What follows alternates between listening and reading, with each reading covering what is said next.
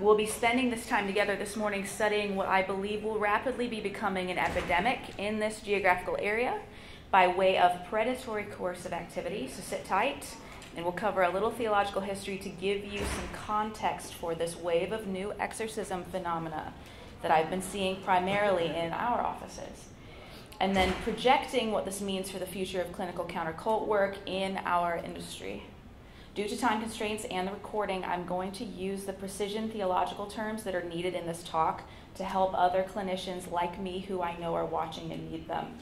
But I completely understand that this may be a bit unfamiliar for some of you, so just hang on with me through this whole talk, and I think you'll get it. I think you'll get the gist, at least, of what's happening, and you can always have me define things during the Q&A. This is the only way I could figure out how to explain everything in 20 minutes.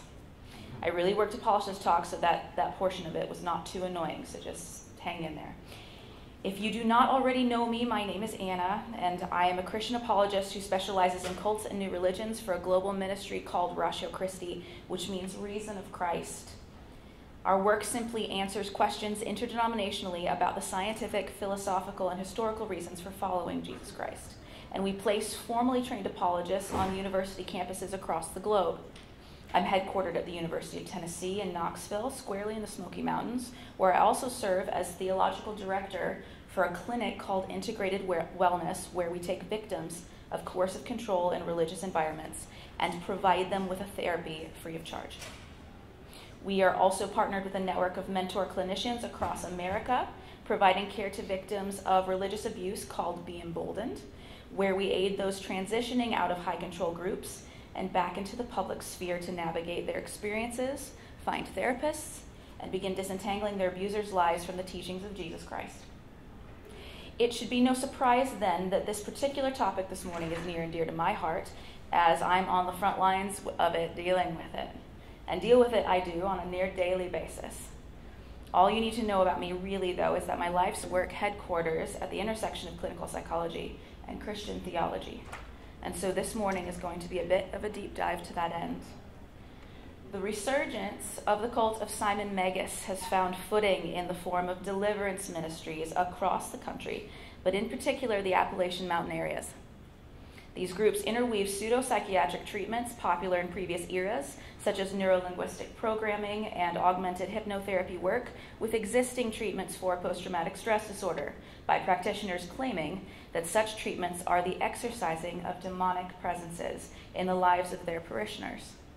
The overlay of Christian-based loaded language combined with the popularity of current theological movements like the New Apostolic Reformation help to fuel and provide an environment for those practitioners to attempt to practice medicine poorly and without a license and prey upon victims of religious trauma who are looking for healing in those same charismatic Christian environments, all of which we'll be discussing this morning in an attempt to anticipate the immediate future of psychological care for this area, as well as in anticipating how we can help train our clinicians to anticipate the needs of our clients seeking care for having been preyed upon. We're going to be jumping in and out of historical eras a little here first, so view this next bit as a series of thoughts you'll need in order to understand how the people of this area are being groomed for abuse. Historically, the cult of Simon Magus goes all the way back to when Christianity was in its infancy. Simon was guilty of a great deal of coercion, but what is remembered the most by history is that the phenomenon of simony originates with him as his namesake. This is the attempt to make an interaction with the Holy Spirit, Yahweh himself, transactional. In application, anyone claiming to be a representative of Yahweh charging money for access to ecclesiastical privileges is guilty of this heinous behavior, as scripturally speaking, and within the history of the church, that practice has been labeled the most obvious red flag that a layperson is dealing with a charlatan and not someone actually called by God to represent him. Since the first century and across the consequent ones, church history is full of attempts at simony and its inevitable response of rejection, culminating in, of course, Martin Luther's 95 Theses of 1517, outlining papal representatives' brazen attempts at this practice in their selling of indulgences, and the famous Protestant Reformation that came as a result. Fast forward another 300 years to Appalachian Mountain America, which is almost exclusively a geographical area of Protestant denominations. and more specifically, the epicenter of a very specific religious tradition that insists on purging from its ranks any developed theological history since the 1st century in order to be rid of any papist holdovers. If you are interested in studying this at greater depth, this is called the Stone Campbell movement. For our purposes this morning, however, the takeaway here is that in this area, it is considered a theological virtue to not study church history or appeal to any historic creeds by way of defining shared dogmas between congregations. And this is a point of pride that is emblematic of one's devotion to Christianity. Out of the 19th and 20th centuries came many other movements that would therefore influence this vulnerable new set of mountain congregations, in particular, the work of Charles Parham teaching complete sanctification, or the idea that total holiness can be achieved on this side of heaven. The Pentecostal movement, which would begin an era of expectation for signs and wonders and tent revival formats, and then finally, right now, in the modern era, the New Apostolic Reformation, which teaches that God intends to usher in the final era before the eschaton, an era marked by the resurgence of another round of apostles akin to the famous initial 12, who will be followed closely by a series of prophets who will give us signs and wonders ever greater than the ones seen in the 1st century during Christ's time before his crucifixion. Signs and wonders including, but not limited to, an increasing need for exorcisms, as since we are near the time of the end, it is expected that malicious spiritual entities will dial up their impact at the dawn of the end of the world, but not in the way that you might imagine, thinking of supernaturally themed horror films with holy water-clad priests wielding crucifixes, for example. No, instead, these new spiritual leaders are teaching that any human health phenomenon, with particular emphasis on mental health, is as a result of a demon needing to be cast out of your life. And predicated upon all these building traditions, expectations, and evangelically themed destruction predictions, combined with the prophetic utterances of these so-called new apostles, have come these new exorcists under the title of deliverance ministries, where they employ what are often referred to as inner healers or Sozo prophets, Sozo being the Greek word for save, who are tasked with the work of making the general public aware that their ailments are due to demonization, to offer a specialized healing session for them, where the practitioner possesses a unique set of skills that are needed to identify and dispense with said demonic entities afflicting the individual, and then to take the individual through a prophetic process by which, for a fee, the individual will be delivered from their affliction. And all of it heavily implied or outright stated that the demonic entities out themselves by way of symptoms that clinicians like us would identify as mental illness, trauma, or normal physiological phenomenon, but that the prophetic practitioner knows through their secret knowledge is instead a third-party malicious spiritual entity. Which means these deliverance ministries are presenting themselves as alternatives and in some places straight-up enemies to clinical mental health medicine and the licensed physicians tasked with treating these same ailments with therapeutic and pharmacological interventions. There are two main types of deliverance session, depending upon the level of intention and commitment the group has who is running them. Standalone or itinerant prophets tend to rely upon the Sozo type breakdown. And since those sessions are personal and more robust in their framework, those sessions run in the hundreds of dollars and can last several hours.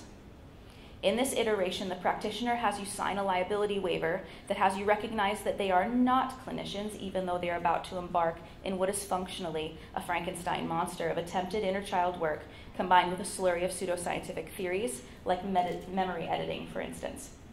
On top of all of this, the end of the session appears to me to be akin to some of the experimental hypnotherapy practices attempted by gurus and cult leaders alike, meaning that regardless of how we feel about the efficacy of these things, at the end of the day, these practitioners are functionally attempting to practice medicine without a license.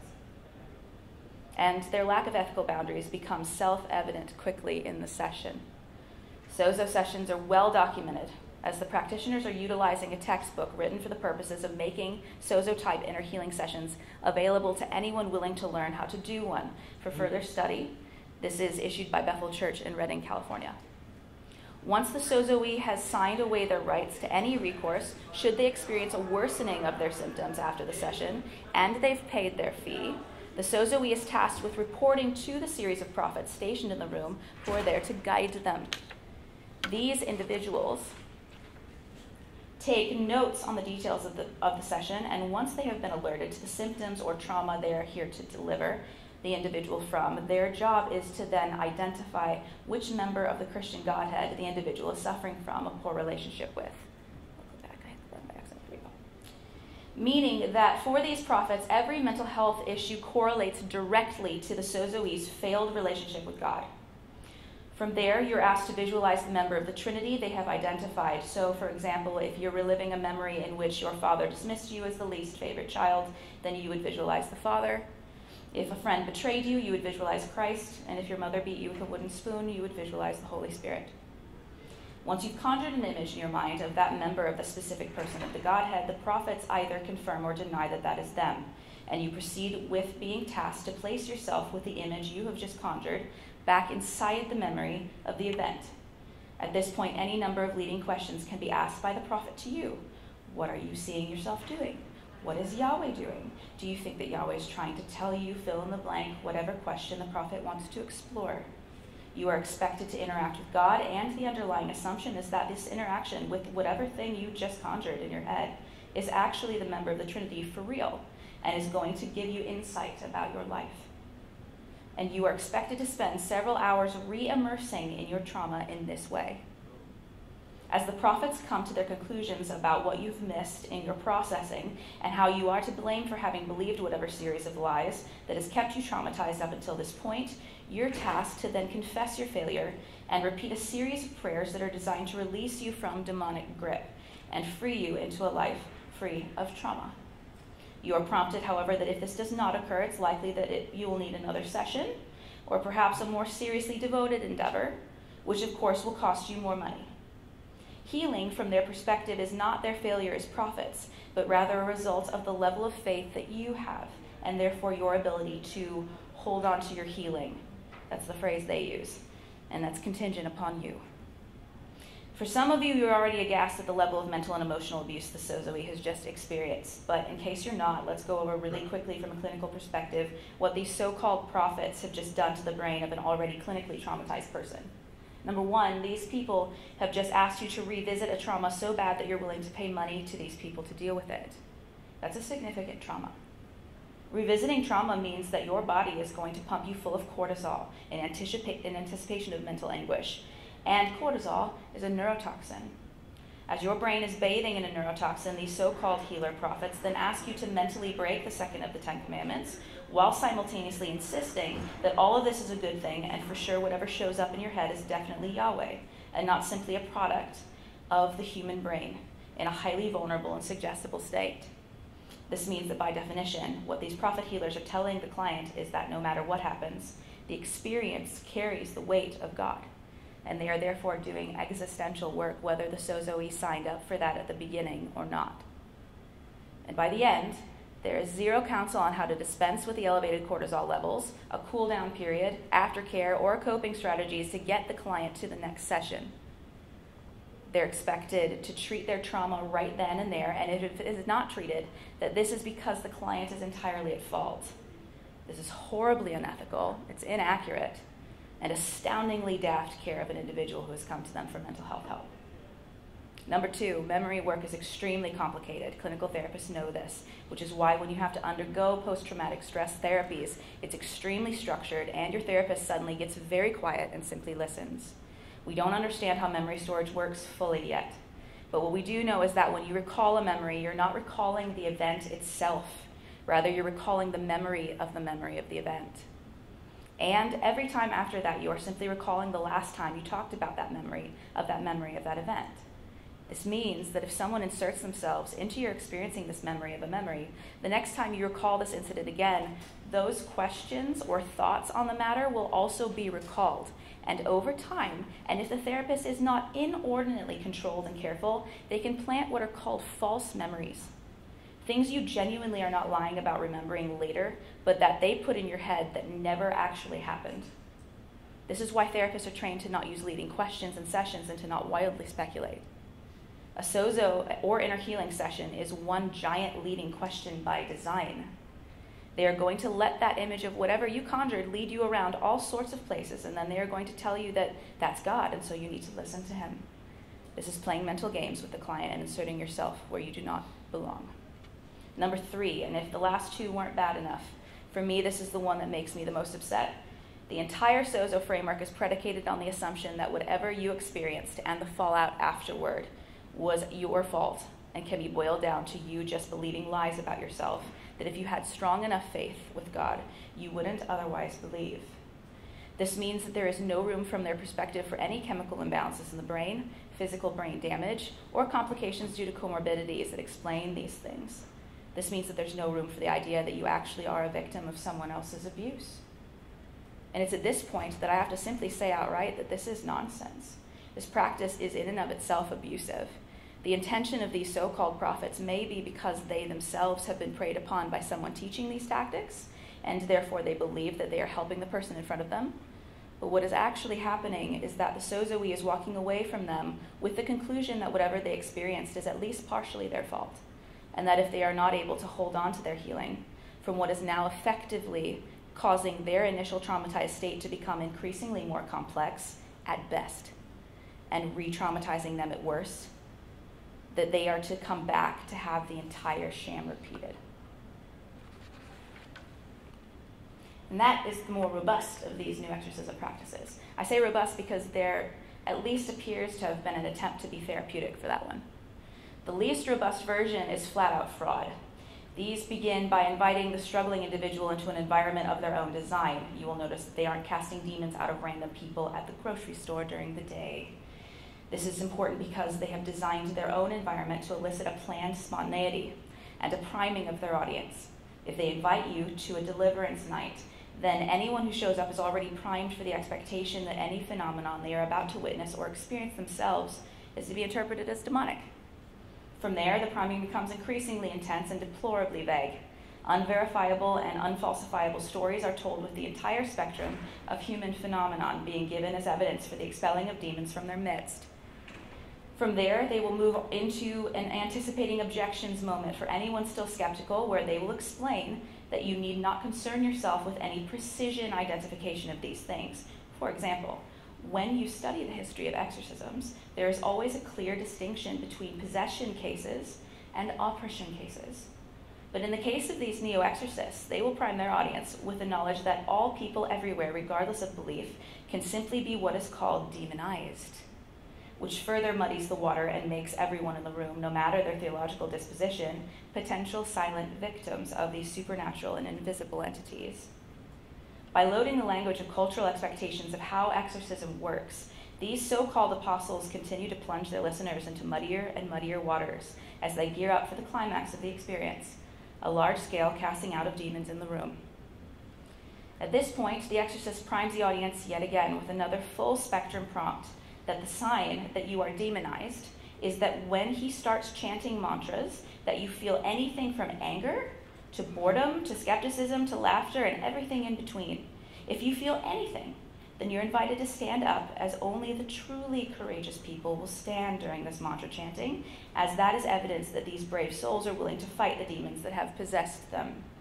And so the mantras begin over and over and over again until people begin standing up, and as each one does, the audience begins exponentially following suit.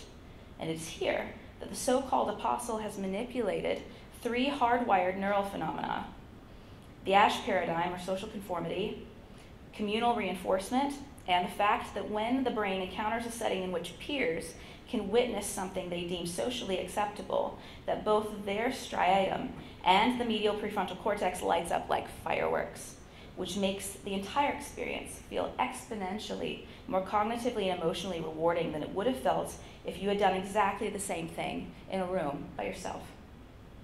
Finally, the entire experience culminates in a happy confirmation by the apostle with the secret knowledge that it took to be successful in these mantras, and the invitation to tell others about what you experienced here, as well as the foreboding reminder that demons are sneaky and may follow you home. So if you experience anything that might be an invisible entity demonizing you again, be sure to return promptly for another exorcism. Please be sure to donate any money you might be being prompted to donate given your experience here. Wouldn't want the demons to re-enter your body due to the sin of stinginess. And of course, if you would like access to the secret knowledge the guru possesses, that can be acquired by coming to his special demon casting deliverance seminar that costs, insert some astronomical tuition fee. In summary, what these so-called apostle gurus are subjecting their listeners to is just a shadowy and dialed-up iteration of the Forer effect, otherwise known as the Barnum effect, named after P.T. Barnum's famous quote that there is a sucker born every day. You prompt the listener with the knowledge that what is about to be revealed to them is personally specific. You then present the most generic thing you can think of that would apply to anyone, and the person will genuinely leave in awe that your description was so accurate. So what do we do now? At first glance, and this was my take for a long time, was to just roll my eyes and call it the circus that it clearly is. However, I have since changed my mind, as is evident by me even preparing this talk. In the course of the last year, with a caseload of almost exclusively individuals seeking treatment for PTSD in religious settings, my client list of individuals who cite either a Sozo session or a deliverance session akin to what I have described this morning as the last time they recall not having PTSD symptoms has gone from less than 10% to over 80%. And the primary symptom that brought them through my door was that they were having panic attacks so regularly that it affected their ability to sleep and to go to work. In several particularly painful cases, they had made life-altering decisions about who to marry, what college major they should pursue, as well as whether or not to stay in an abusive relationship, strictly on the word of the prophets that were conducting the sessions.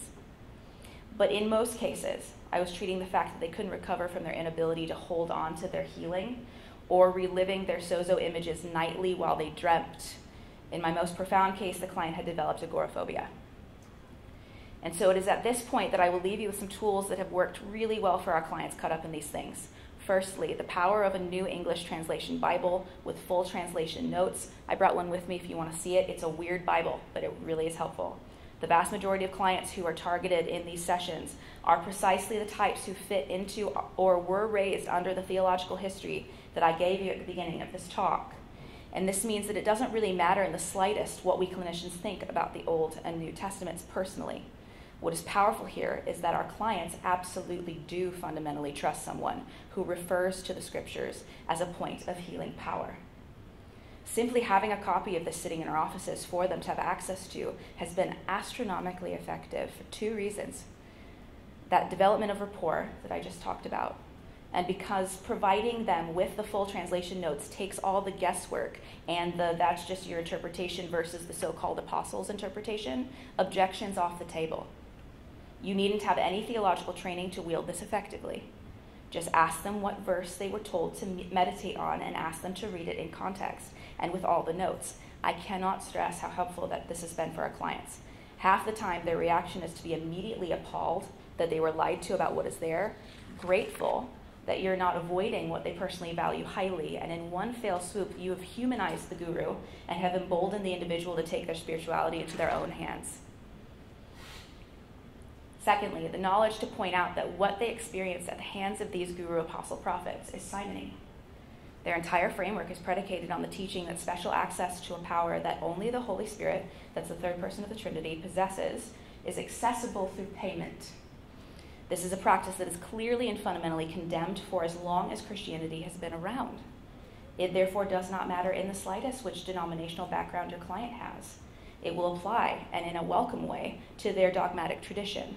And the only work you need to do in this case is to point it out. Their pastors will handle the rest. Finally, we have found that cognitive processing therapy combined with EMDR as needed has been our most successful therapeutic option for these clients. Combining the structure of CPT with the rapid grounding and anxiety mitigation of EMDR results in so great a relief to these clients that they enter feeling desperate and suspicious and leave wanting to warn everyone about what they experience at the hands of these apostle prophets, which is exactly what we clinicians hope for on these things as these individuals become the canaries in the coal mine for their respective congregations. Effectively, they become evangelists for clinical therapy and against these charlatans on our behalf.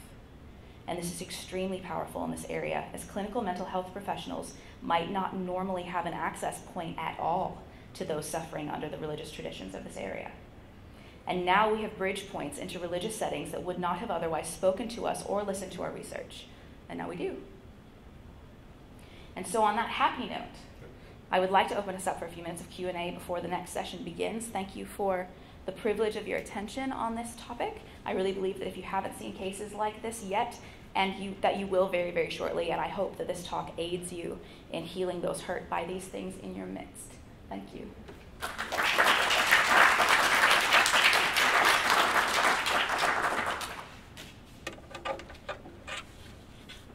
any live questions?